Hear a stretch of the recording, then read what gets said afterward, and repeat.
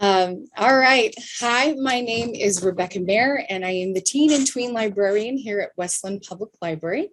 And I am so pleased to be able to introduce our panelists today. Before we get started, a little bit about me. I have a bunch of fandoms myself, and you're going to be hearing about others' fandoms.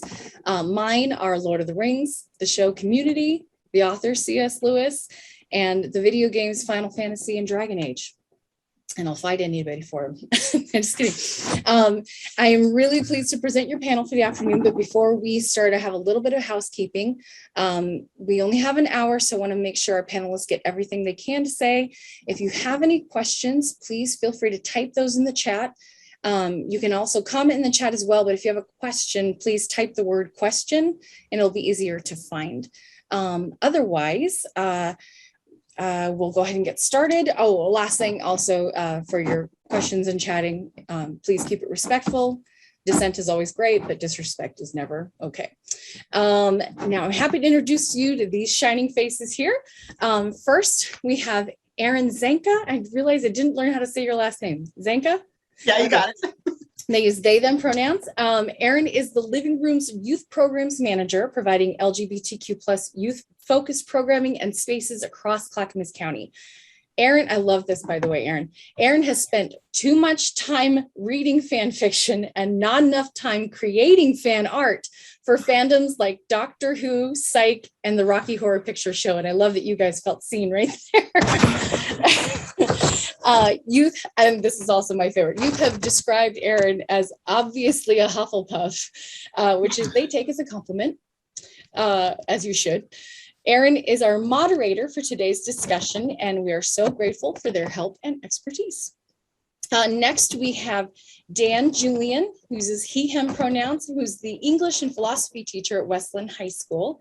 His fandoms include Star Wars, Marvel, comics and movies, Doctor Who, Lord of the Rings, Harry Potter, and Avatar. Not the blue people. There's a very big difference. You have a lot of like-minded people here at Westland. Avatar is huge down here. Next, we have V. Rosales, and they also use they, them pronouns, and they are the community engagement coordinator with the Living Room. V has been a part of fandom culture since as far back as they can remember, but has been active online for about 14 years. That's amazing. Some of their longest fandoms include Lord of the Rings. I think we're almost all in agreement here. Jane Austen, that's awesome. Studio Ghibli and Harry Potter, while some of their newest ones include Haikyuu and Demon Slayer. And last, we have Grace Julian, special ed assistant at an elementary school, which is awesome. We need more people like you, Grace. Her fandoms include Harry Potter, Carry On, Doctor Who, Star Wars, Sherlock, Lord of the Rings, and Marvel. So we're all in good company here today. So I'm going to go ahead and turn it over to Erin, and I'm really excited to hear what other conversations we can have about being a part of a fandom that has toxic aspects. Thanks. Awesome. Thank you. So thanks. I figured we can kind of go through a brief little introduction that'll include a little bit more of an in-depth conversation just to start us off about fandom stuff. And then we can kind of get into any questions. And like we said, feel free to type any questions that you might have, and we can always get to those as well. So like I said, we'll do a little quick round of intros just to reiterate what we just heard. Name, pronouns if you'd like to share them, your organization or connection, and then what drew you to fandom. So I'll just go ahead and start if that works for folks. So again, my name is Erin Zenka. I use they, them pronouns, and I'm the youth programs manager at the Living Room. And for me, really fandom was a space to just like be myself in a way that I hadn't really found anywhere else. My family is great, but they would never really got into fandom stuff. Like my mom would never like rewatch something, for example. But for me, I'm like, yes, I want to dive into this. I want to see what's about. And so it was really just like a space for me to really explore that aspect of how I like to engage with media. And really, I mean, if we talk about Rocky Horror later, we'll do that. But like that space was just so huge for me, and finding out who I am and all of that. So that is what drew me to fandom. And I'll just kind of like read names as I see them on my screen. So that would be V next. Hello, my name is V. I use they, them pronouns, and I'm the community engagement coordinator with the Living Room. For folks who may not know about the Living Room, we are an organization that works with LGBTQ plus youth in Clackamas County, providing drop-in services and peer support, events, leadership opportunities, and all that good fun stuff.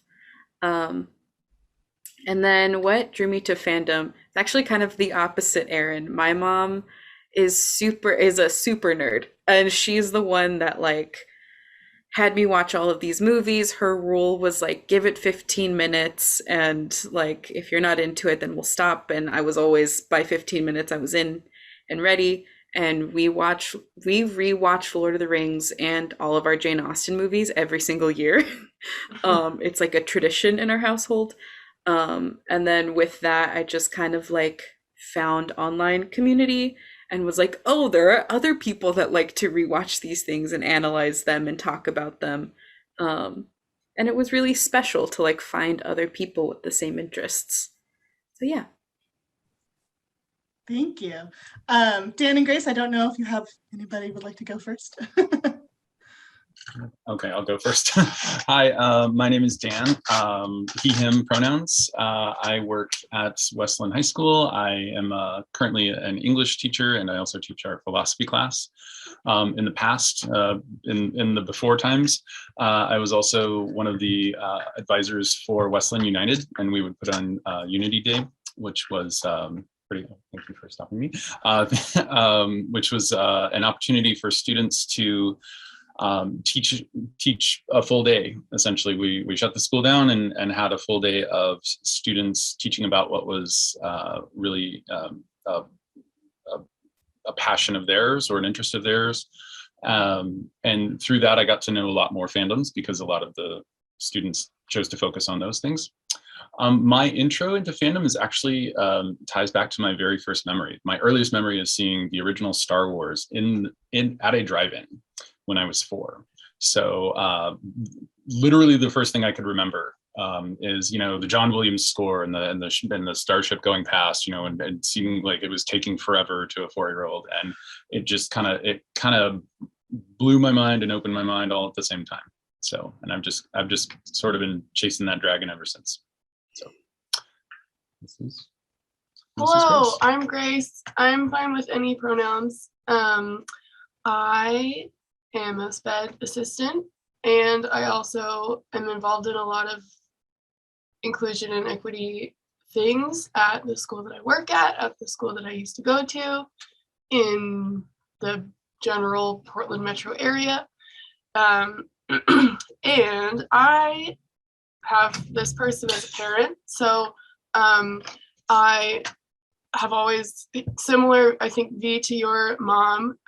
We did a lot of watching things, and I was just now thinking, I was going to say that Harry Potter was my first fandom because they were the first chapter books I read. My friends' birthday parties were Harry Potter themed, so I always wanted to read the book before I went to the party because they were like sequential years and everything. But I realized I left Shakespeare out of my fandoms. The first movie I can remember watching is Henry V with Dear Daniel here. And like rewatching it and like thinking about, I was little, it's a war movie, but whatever. So I think my introduction to fandom was like sharing something with my dad and learning that like it's okay to nerd out about things. And then as I grew up, like I'd go to Hot Topic a lot and get like the t-shirts and go to school, and people like I'm not the most outspoken person in public, like in person, but somebody would see my shirt or like my notebook or my sticker and be like, oh, you like this thing? And then I'd have a friend.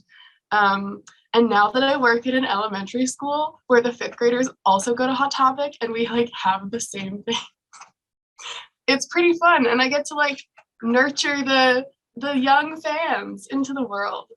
So this is where I am in my fandom life. I love that. Thank you. Awesome. Well, that kind of like ties it in potentially to one of our first questions to dive into. What does being a part of a fandom mean to LGBTQ plus people in particular? So if anybody has any thoughts they want to share, go ahead and go for it. I can kick things off. Yeah.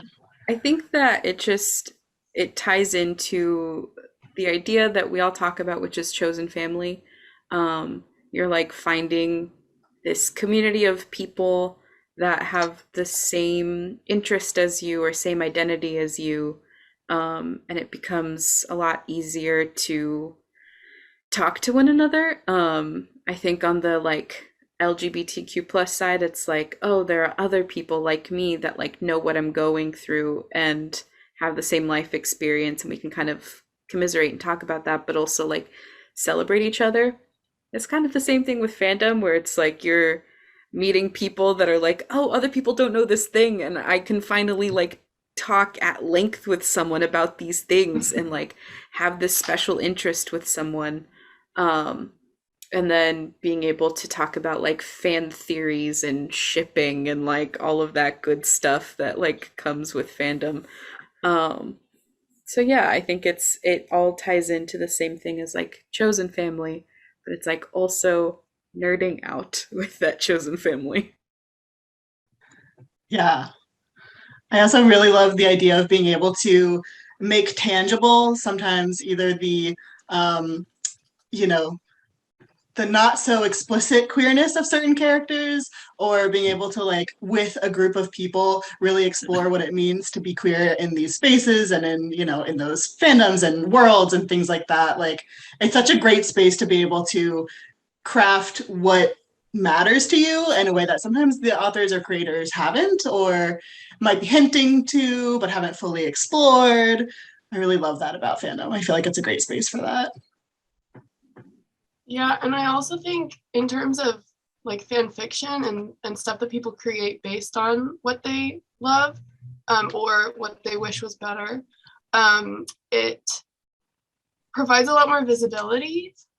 Like if you take the hinted at or like the queer baited stuff and some people turn it into these like big works of art or literature or whatever, and then you people see themselves in writing and see their own stories, and maybe the like queerness of it isn't the main aspect, but it's just sometimes that's like what you want. Like it's just, what is it, like somebody who happens to be whatever.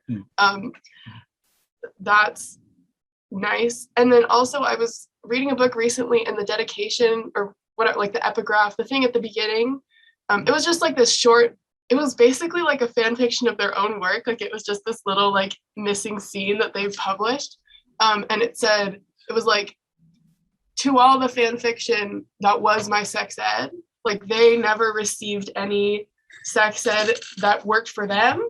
And so they were just thanking fan fiction for doing that. And I think it provides visibility and like information, not always accurate, but at least like teaches people that there's more out there than just like the straight white cis hero. Even if it's just the start of that conversation, right? Like what is possible, like you were saying. I mean, I know that I grew up in a place that you couldn't, like teachers were banned from even talking about or mentioning the fact that like gay sex was possible. So, and like, you know, it was all abstinence based. So having space for like, okay, what is possible? What exists? What's also happening in the world that's not this like very, very narrow view that isn't really accurate to people's experiences. Yeah, I love that. I think for me, it's I love when I see students connect with things that they don't expect to connect with. You know, if it's and this isn't necessarily fandoms, but you know, when we're talking, like my 11th graders are reading Gatsby right now, and we talk about the fact that there's you know a whole strain of queer theory that says that, you know, Nick is in love with Gatsby, and then that's the driving force behind all of his decisions and all that. And to see that kind of this, like certain students will kind of perk up and go, wait, hold on a second, I'm in here. You know, it's like, wow, I can now. I used to be a graphic designer, and we would always talk about points of entry. So like, you have to have something for the person who likes the visual and something for the person who likes the really long story and the bright colors and the graphics and all of that. And so I think having multiple points of entry for different perspectives or different life experiences in any work, whether it's implicit, and intentional on the author's part, or sorry, explicit and intentional on the author's part, or implicit, whether the author meant that or not, but you can interpret it in whatever way you wish. I think that's incredibly powerful. So especially for young people, especially for people who are like really trying to find themselves in the world, a reflection of themselves in the world. When I was a kid, when I saw Star Wars, I mean, I could have been Luke Skywalker, right? I checked all the boxes. I didn't have to struggle to make that connection because it was so explicit. And seeing other people have to struggle to make that connection, I think that's been really powerful for me to try to help them find those ways. Appreciate that a lot.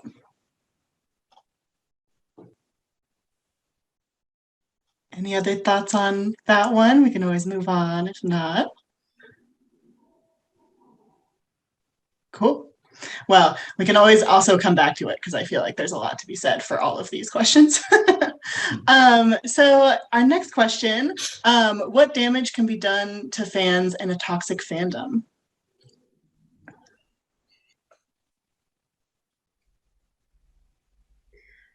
I mean, this comes from another book that I was reading, but I never watch trailers or read the backs of books. I just kind of like jump in, and it turned out to be a book about a fan fiction writer who like ended up meeting the person who played the person that she wrote fan fiction about in the TV series. Anyway, she is a big person.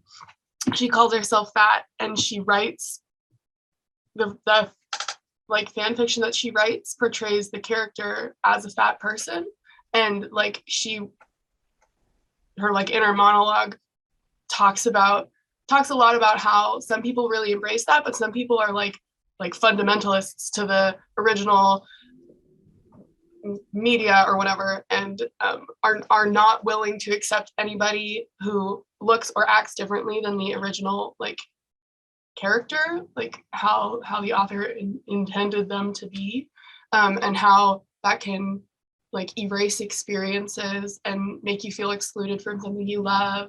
And I don't know exactly where I'm going with this, but I think like, I mean, obviously toxicity hurts people. That's not a question.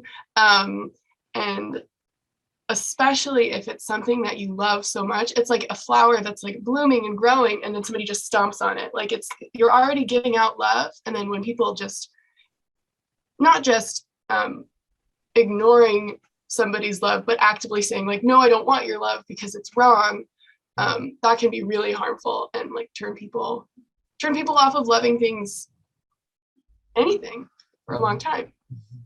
Mm-hmm.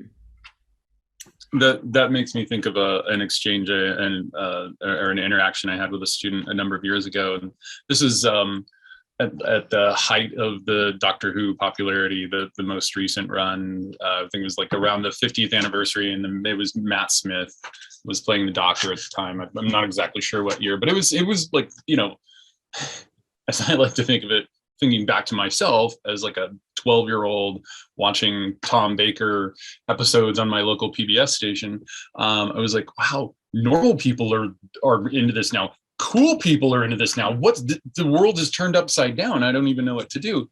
But I had a student who like checked every box, like, oh, this is absolutely for her.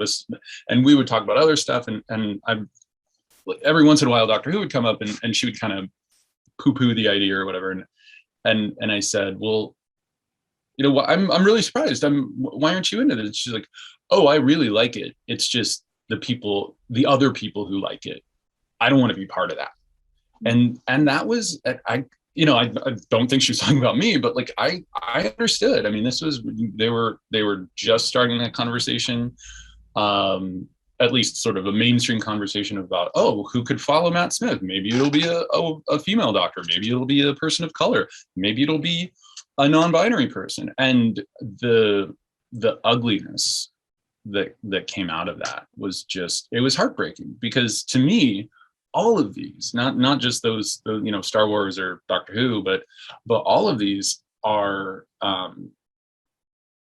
it's like, what if you're going to have people in space, or if you're going to have time travelers, why are you limiting yourself to these ideas of gender, and why are you limiting yourself to ideas of body type, or, you know, whatever? Why couldn't Doctor Who be someone, I don't know, you know, has mobility issues, right? I mean, like, there's no reason that it couldn't be any kind of person, from any walk of life, from any perspective. But there's this, and then I know there's that we'll probably talk about gatekeeping at a later point, but this idea that, no, this is the right way. You know, Jedi can only be white males. You know, Doctor Who can only be a white British male from a certain part of England with the right kind of accent. And to me, that's just, it's, I feel bad for people who think that way. I do. I not enough to always be nice to them, but I do feel bad for people who think that way, because they're missing the whole thing. To me, they're missing the whole, not the whole point, because there's, you know, lasers and space swords and pew pew and all that stuff, but they're missing the most important part to me, which is where you get personal growth, and you can see things from another perspective. You know, if you really like Star Wars, please don't be on the side of the Empire, you know. And that just seems to be where some of this toxicity, I don't know where it's coming from, but that seems to be where it goes. Mm-hmm. Yeah, such a limited viewpoint. And V, I want to hear what you were going to say in a second, but yeah, such a limited viewpoint, and also limiting to the creativity that the fans who are being pushed out could have brought to the fandom, right? Their works, their creations, their points of view and interpretations. And that's sad to miss out on that for different types of people. My thing's on a timer. Here we go. Yeah, it looked like you were about to dive in as well. I mean, Erin, you took my point, but Oh, that's no! fine. No, but I was gonna say, so like recently I have gotten back into anime, and I've been seeing a lot of that happening in the anime community. And I was in it like when I was growing up and in middle school.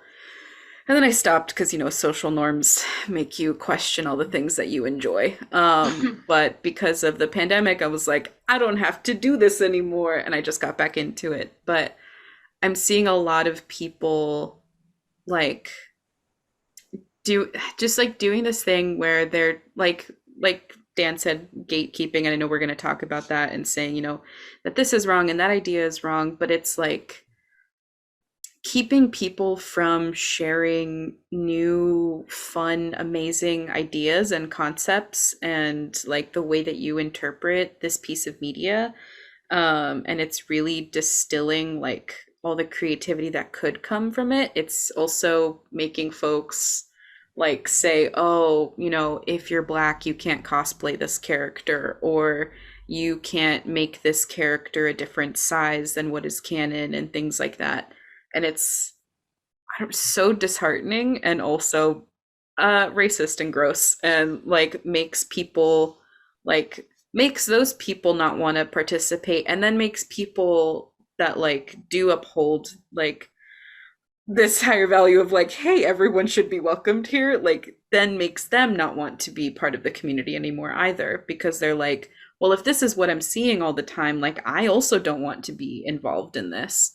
And I see a lot of my friends that like we may have connected at first about a certain show or series, and then now they're like, oh, I don't like read that anymore, or I don't watch that anymore, because it's just gotten so overwhelming and like toxic and terrible that like I just don't want to even engage with that piece of media anymore, even though they still like the author or they still like that piece of work.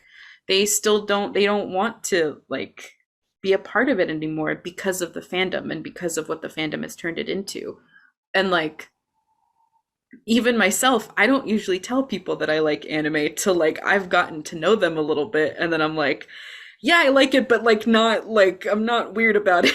And like I hate that I have to like say that, or feel like I have to say that to people, because there are so many people, not obviously I'm just pulling from that one experience, it's like in everything, but I feel like I have to explain myself when I tell people that I like these things, or engage with this media. And like that's not what it should be. Like fandom should be for everyone, and liking something should be for everyone, and we should be able to openly discuss these things or have different interpretations without like needing to hate on someone else. And yeah, Aaron, like you said, that it like makes people not create as much, or like Grace said, people start and then it gets stomped on and they don't want to go back to it, and that's really sad. And I was even telling my friend the other day that like there's a show that I like and have watched, and like I'm caught up in the manga, but if someone told me, hey, should I pick that up, I would tell them no, because of how awful the fandom has been. I'd be like, think about it. I maybe not, maybe don't. That's really sad that I feel like I have to do that. Well, that kind of like moves us pretty easily into the question about gatekeeping, which is what is gatekeeping? So we can define that for folks. And then how does it affect fandoms? We've talked about that a little bit, but anybody have a good definition they'd like to share?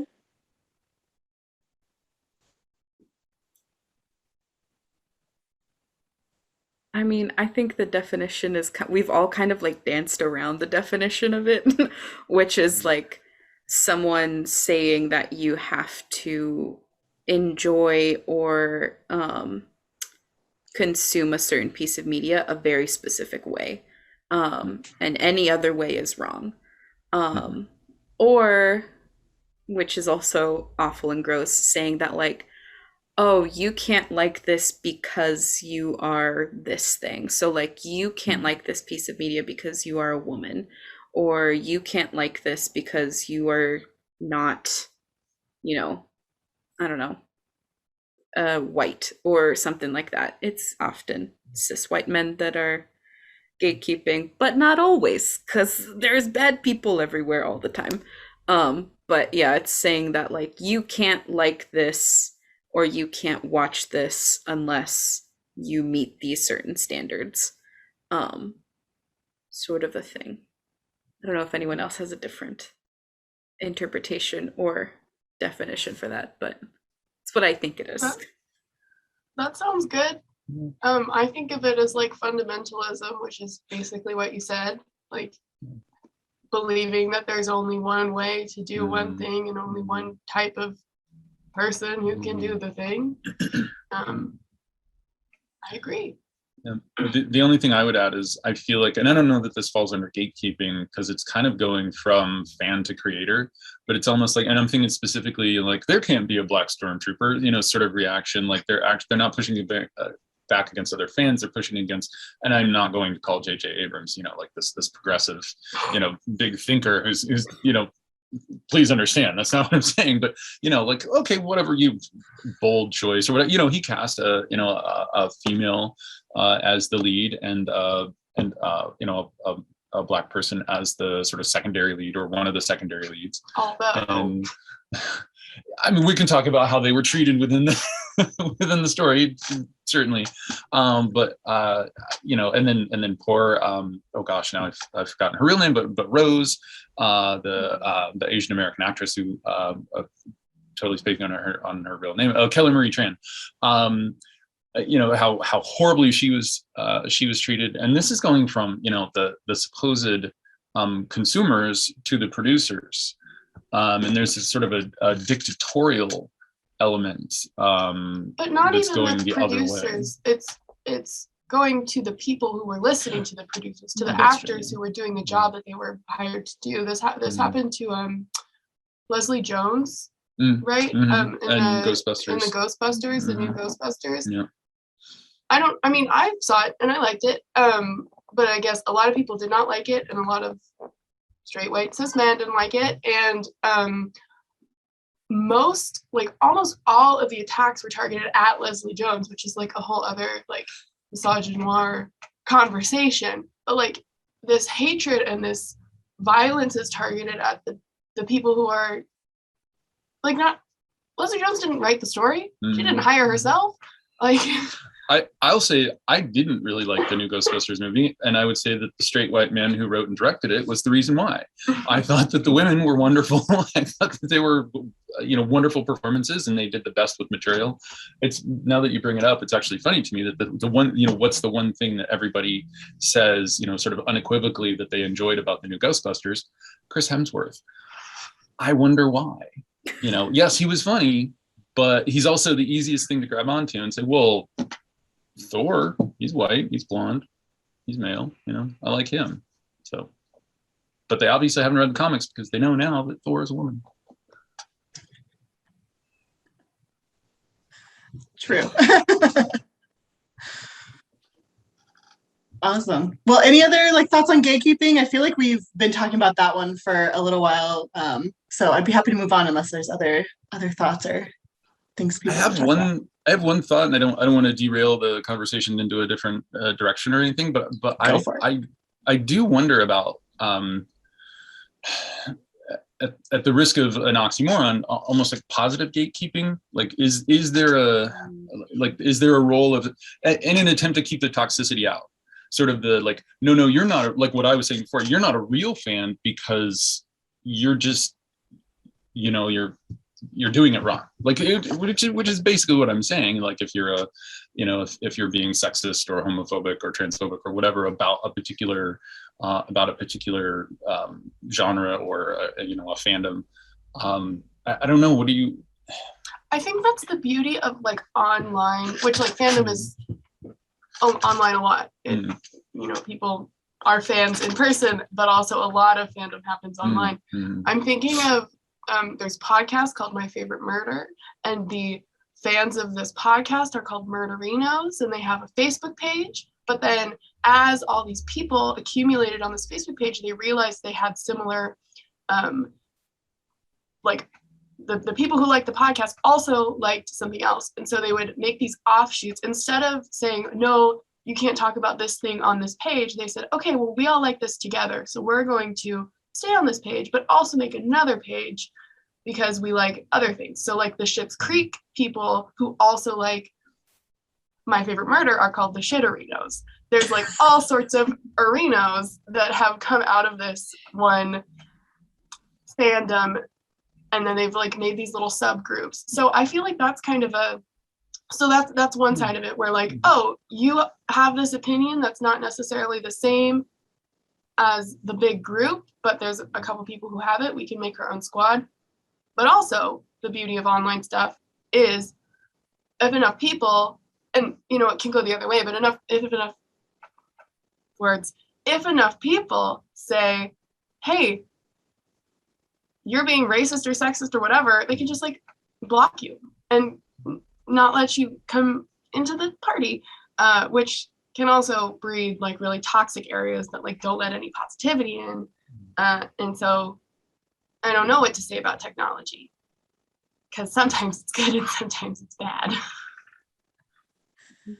Yeah, and I think it's kind of when we say that fandoms are fandom is for everybody and we want to create these spaces, that's not saying that there aren't specific people that might not be welcomed, right? Because of behaviors that are harmful to other people, right? So yeah, it's kind of this dynamic of really centering kind of the marginalized folks and saying what is making this space work and safe for you, as opposed to we're just going to open this up, or not necessarily open this up, but everybody who has any sort of harmful opinion or actions is welcome. It's a little bit more okay, how are we creating the spaces to really like we said, kind of center the folks who maybe have been historically left out or pushed out of those spaces, and really focus on that, I think.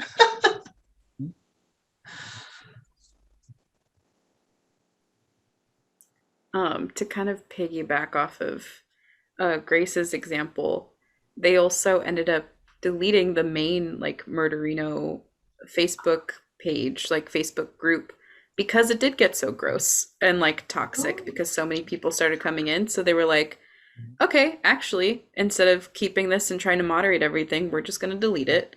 And we're going to let folks keep within their little circles and stuff, but like we're not going to have this because this isn't like what the community is for. Like the community is for positivity and like supporting each other.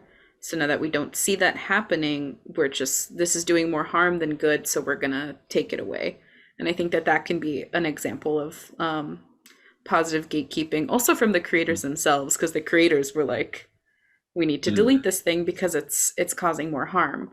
So we're just not going to have this thing anymore, and reprimand you all on the podcast and be like, treat each other better, sort of a thing. Yeah. So I think that there can be some positive things that come out of that. I think we just talk about the negative a lot more. Yeah, that's true. Well, kind of along those lines then of thinking about how there can be these negative aspects for fandom or from creators. Should a fandom put pressure on creators to change their creation?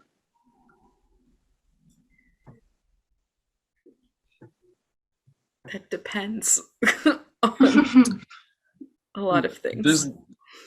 There's lots of ways to do it, right? I mean, you can stop buying the stuff, and that's a kind of pressure, who gross capitalistic pressure. But I mean, if that's what they're motivated by, then maybe that's helpful.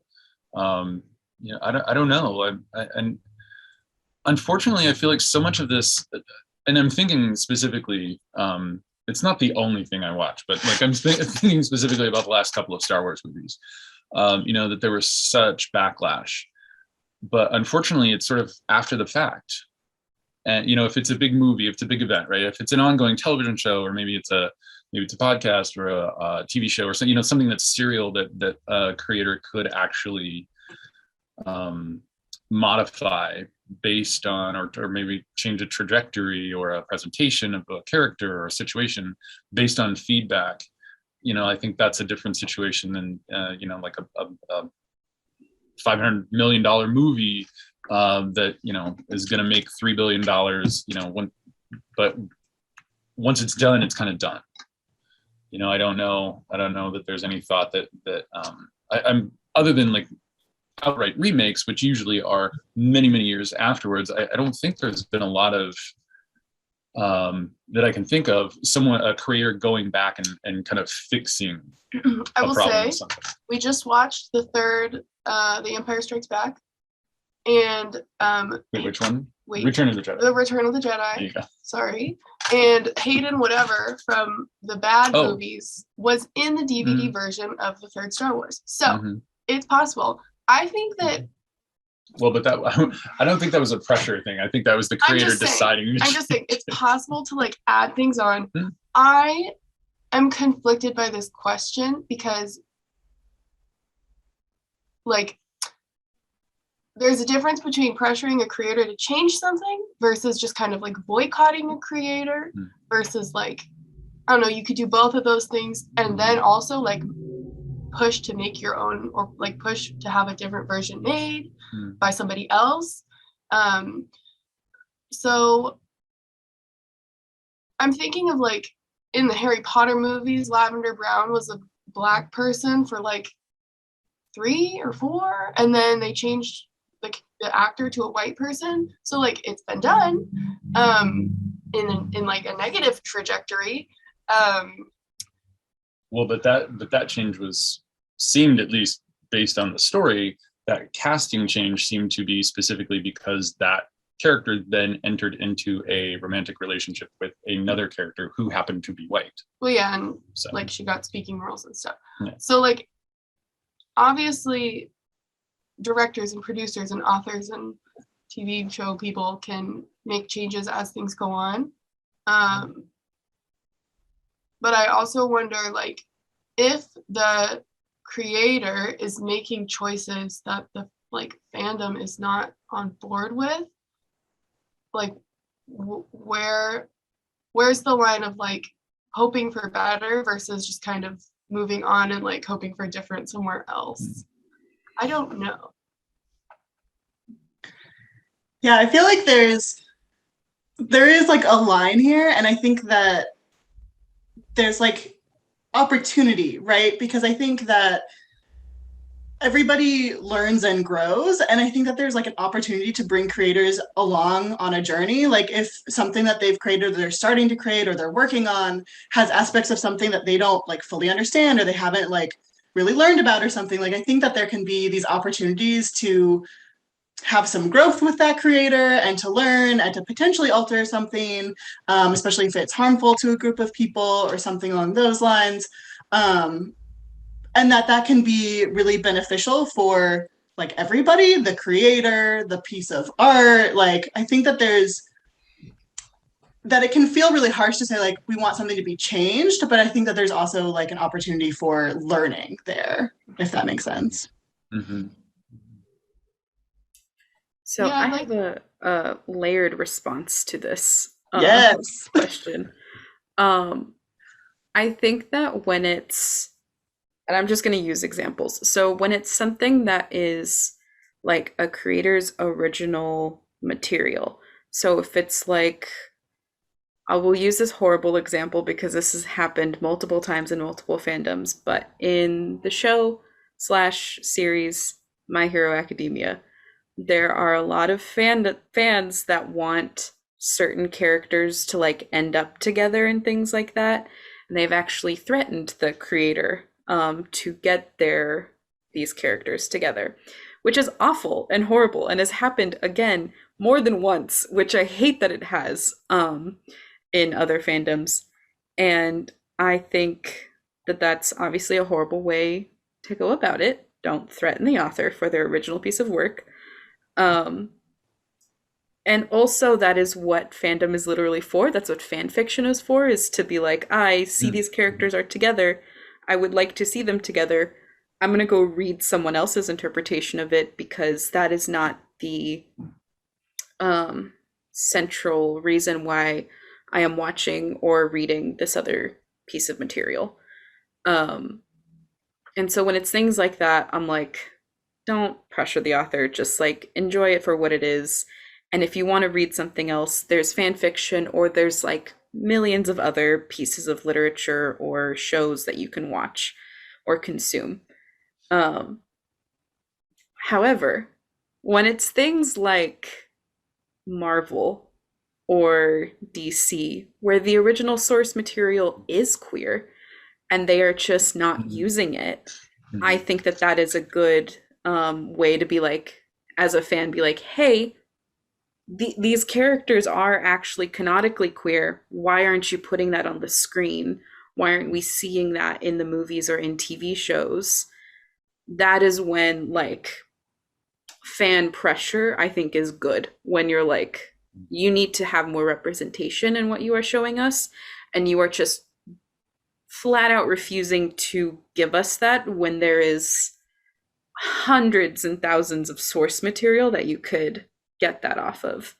I think we are just barely scratching the surface of starting to see that, like, more representation.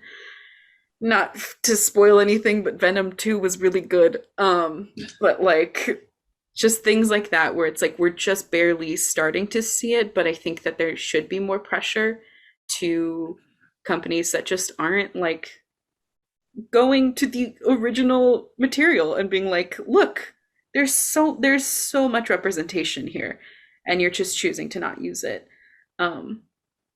So there is like a, on one side when it's like original source material, maybe just let that author do their thing and like read something else or consume something else. But when it's companies that are like creating something and you're like, you can make it queer if you want to, you just don't want to. I think that that's when fan pressure can be good and should be done. So yeah, and like Erin was saying, if the original work is like trying to represent something that maybe the author doesn't really have an understanding about, pressuring them to like accurately represent something is fine, but not saying like, if these two people don't end up together, I'm gonna turn your publishing house down. That's not good. Yeah, I think that's a really good point. I think there's a big difference between saying, hey, you need to include more of this in your work to an original creator. They might just choose not to, right? And you can go find something else. I think one of the things that that can then be damaging and then would require um, uh, pressure, yeah, would be misrepresentation. I don't know if this really falls into that category, but like the whole Dumbledore is gay thing, like clearly, I mean, to me, I didn't pick that up in the in reading. Maybe other people did, and I mean, like, I guess if someone told you before you read it, hey, look for this tiny little wink, you might, oh, I see it there. I think, authors or creators trying to claim representation sort of after the fact, or having done it very poorly.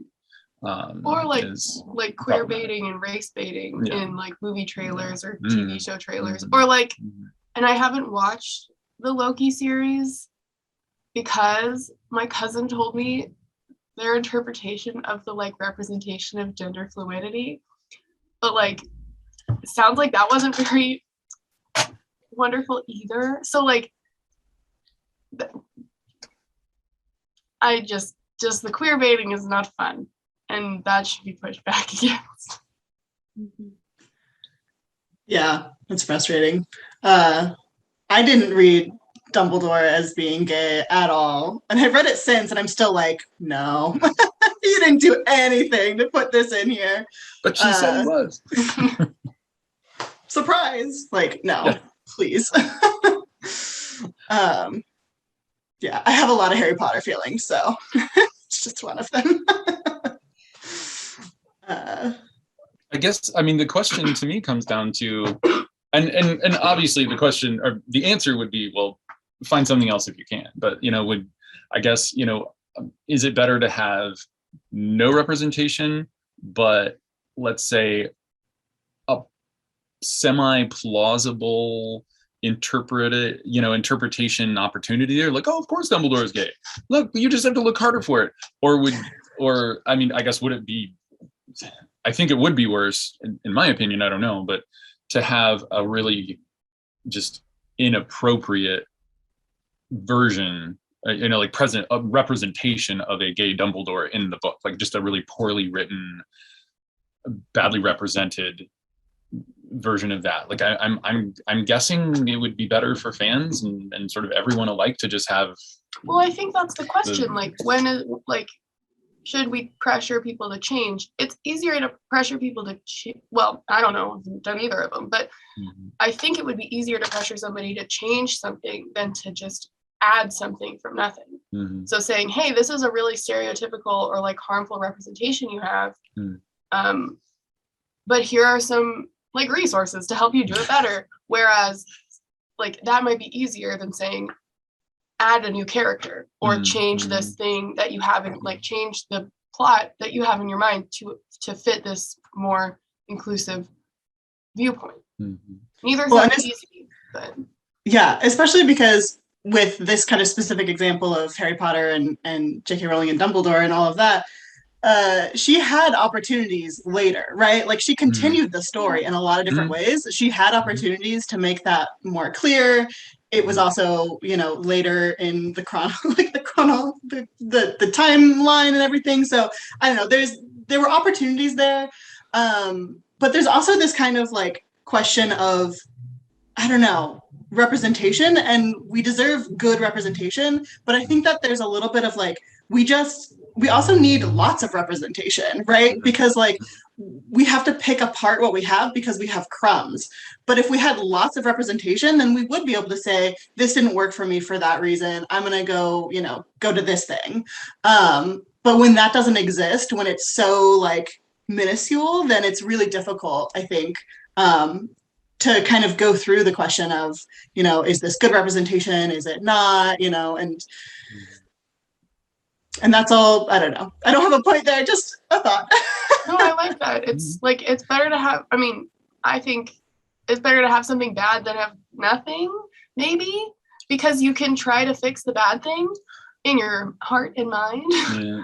But see, to me, the problem there is when you have, and I'm thinking specifically like villains who are coded as non-hetero or non-cis, that like there's an explicitly like almost like sexually predatory element to those villains, which I don't believe would be there if they weren't coded that way. So and I'm thinking like Scar in The Lion King, Or Ursula, and yeah, in The Little Mermaid. Like, who is fantastic. So I don't I know mean, what you're saying. I'm sure. I mean, I'm okay with Ursula.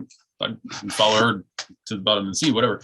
But yeah, I mean, these characters, and see, that's where I think like, if the only character that's coded at, you know, non-whites, non-straight, non-male, whatever, is that's part of their scariness. Like it depends on the audience. Like the little kids growing Mm. up, and that's the only representation, and that's ingrained in them. Like who queer people are is Mhm. different than like people who can analyze that as an older person and say, you know, analyze it. So Mhm. it's tough. I mean, and that's part of the problem of like, we think of those things as representation, but it's not, right? It's not Hmm. explicit in any sort of way, like usually. The queer coding of villains is really, I think, interesting, especially for time periods that have much less representation. Again, I mean, I have mixed feelings about whether or not that's representation, but you know. Well, I'm not saying that it is. I'm just saying if that's all you have, then that's sort of your version of representation in, you know, in that time period, in that genre, or whatever. Right? Because like, imagine if we'd had heroes and villains, folks would be able to choose what speaks to them. Right? Like, anyway. V, I don't know if you had any thoughts. I feel like I've been talking a lot. No, I mean, I just thinking about the like bringing up villains and stuff. I know that they like also often code villains, not just as queer coded, but also oh, there's the light again. Also as like, what's the word? Like they often make villains more progressive and make that seem like it is the bad thing. And say like there is a female villain and they're asking like the female protagonist like, oh, why would you, you know, you should be on your own and be independent and like do your own thing. And that's not a bad concept, but they're like wrapping it in this like villain story. I think what I'm thinking of is Corella. I think that it was Corella that was like made this way, where Corella is like a very independent businesswoman, and they're like making her the villain by adding on that she like wants to kill puppies and like do all of this stuff. But it's like she's asking, you know, I don't know her name in it, but the main woman that is in 101 Dalmatians, like why would she want to be with a man when she can like be on her own and stuff like that, which again, like neither of those sides are wrong. Like wanting to be with someone is not wrong. Also being on your own is not wrong. But the way that they've made it is that it's like this one is inherently better than the other one. When like neither of those options are bad. Like those are two perfectly fine ways of living. But like they're making it so that it's, you know, no, you should want to like be a housewife and like do all of this stuff, and making it seem like it's a better thing while also making it seem like it's an awful thing at the same time. And I'm like, you can want to be a housewife, like that is perfectly fine. I don't see why that's so bad. I also don't see why it's so bad to want to be on your own, you know. And they just like put all these like weird conflicting messages into it.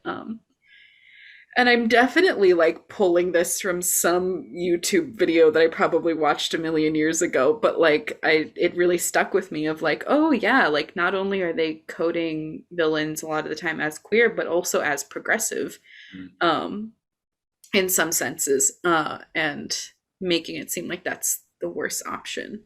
When like just like live your life and don't harm people. Like I don't understand how that's such a hard concept, you know? Anyway. Well, to go to Marvel movies, which I love, but they're often problematic with this. Thanos is an environmentalist. Yeah, I He's a literally, conservationist. Killmonger. Killmonger was right. Right? Not. I think we can all say, like, not in his methods. Let's not go around killing people. But is he wrong? Historically, politically, is he wrong? No, he's not. And so we're forced to root against that.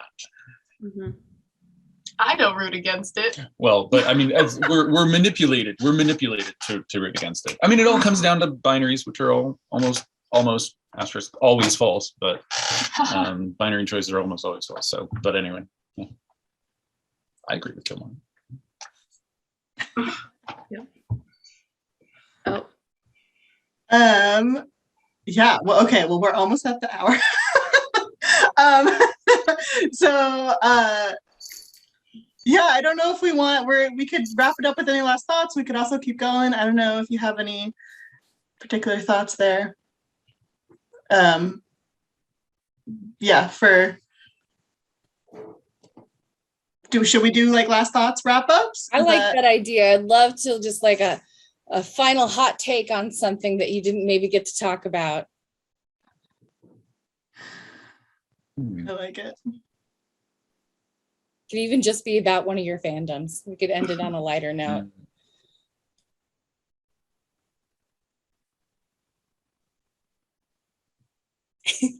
Well, I will say that the one fandom that I think has connected me most to my students is Avatar, and for whatever reason, like that. And by the way, I didn't start watching that until I was like 45. So I mean, it's clearly it's something that appeals to a wide range of people. But I would say that one, if anyone's looking for something, that's definitely one that I think has and I won't try to spoil anything for anyone, but I would say that for a kids show on a kids network, that was a pretty bold progressive show in terms of what they wanted to do, and also to give credit where credit's due, what they were allowed to do. So I'd love to see them go farther, maybe in different media, but that's one that I can generally feel pretty good about.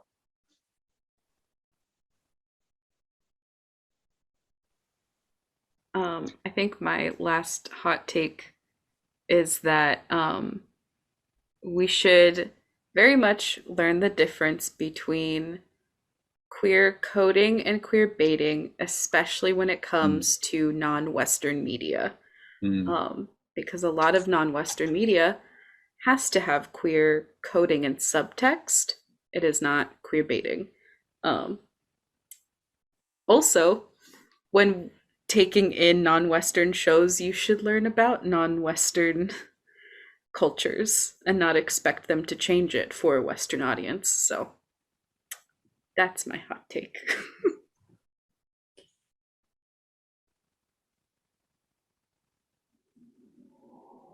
I'll say, B, I think you were talking about friends who'd been like, well, you two who'd been like turned off of a fandom because of whatever. And I told him, I don't think he did, but in my bio to write for my fandoms. However, like when people get married and they change their names, like I was gonna say carry on, nay, Harry Potter, like used to be Harry Potter, and then moved on to carry on. But I'll just say that series and author and fandom has been, and I know that there's some like wonderful parts of the Harry Potter fandom. I've just been like turned off of it. It was so special and important to me growing up, and then I just can't really disconnect it from the yuckiness.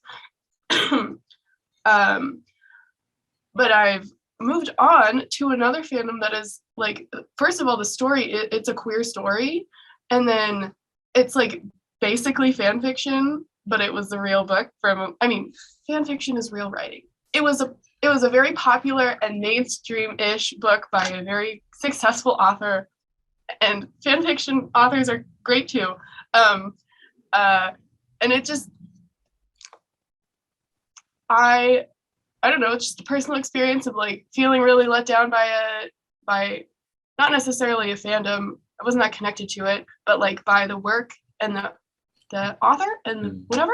And like I moved on and I didn't give up and I found some people and it was nice. So success story.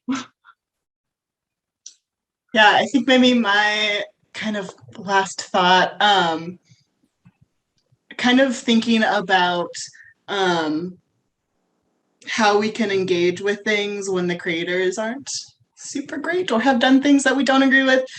For me, it always comes down to who's benefiting or who's profiting. So I don't necessarily, engage with Harry Potter nearly as much as I used to, but for something like that, like I own the book, so I feel comfortable reading unless, again, I also feel like I've started not being able to like really engage because it just comes back to the nasty stuff. But I would feel comfortable like reading a book that I own, but I wouldn't feel comfortable purchasing that book and adding more money and more like views or whatever the thing is to the person that I don't agree with. And I don't think anybody should go see The Cursed Child. That's my last take.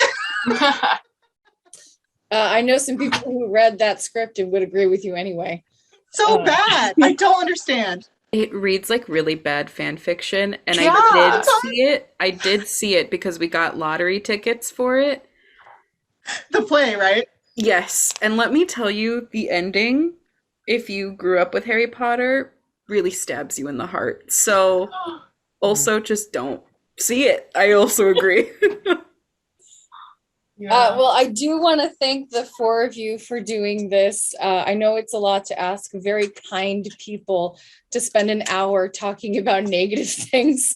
You guys might want to have just like a nice cleansing shower of goodness with something light and fluffy now. But I do appreciate your thoughtful discussion about such a complicated topic. People are complicated and they make things complicated. So you guys have definitely made some things a little bit more clear and given a lot of food for thought. So we really appreciate you speaking with us today. For those of you watching, you also can check out, we have some videos on why graphic novels are good to read, and you should definitely let your kids read them. And we also have some suggestion videos on just some new graphic novels that we have at the library. We definitely have all of the Avatar and Legend of Korra graphic novels and movies. So if you're interested, we got them. But otherwise, I really want to thank you guys for coming today. And hopefully all your fandoms will be clean and not toxic from here on out. Right? Awesome. Thank you so much.